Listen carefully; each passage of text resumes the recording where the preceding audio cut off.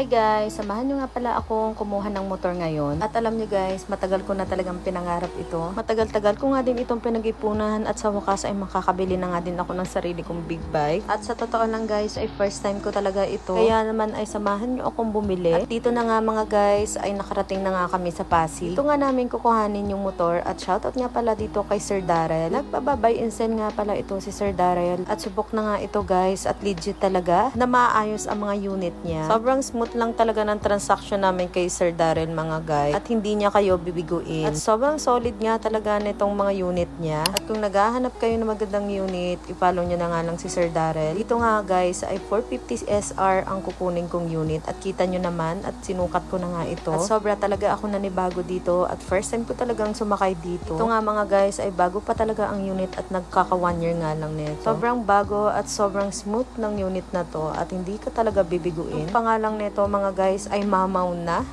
Dito guys ay hindi pa talaga ako marunong mag-clutch at wala namang taong hindi natututo. Dito nga ay pil na nga ni Marinyo.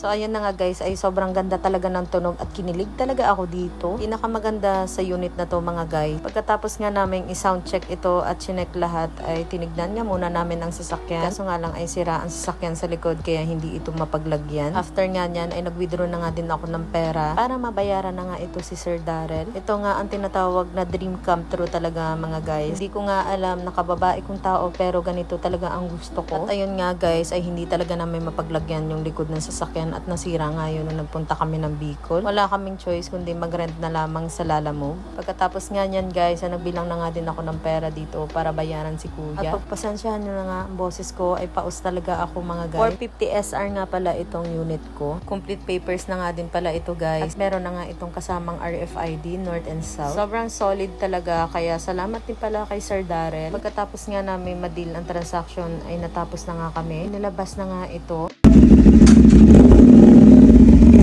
At sa wakas ay mauuwi na nga itong baby ko. Yes, baby ko. Sobrang pogi nga talaga nito mga guys at talagang inalagaan ng dating may-ari. At yun nga ay sinabi ko nga sa inyo ay Chinese nga ang pinaka-may-ari nito. At kung makikita nyo ay maganda pa nga ang gulong nito. Solid talaga at talagang bagong-bago pa yung unit. Bala ko talaga ay kumuha ng brand new. Kaso nga lang napag-isipan ko since beginners pa nga lang ako mga guys. Napag-isipan ko nga din na ito na nga lang muna ang kukunin ko. Pero ako nagpapasalamat kay Lord. Napaka-memorable na itong experience na to mga guys. At anniversary nga din pala namin ni Jones. So hindi ko talaga in-expect na makakabili ako nito. Kasi nga mag-pop up nga lang ito sa Facebook namin kagabi. Makarating na nga din pala ito sa bahay ng safe. Samahan nyo ako sa journey na to. Thank you for watching guys.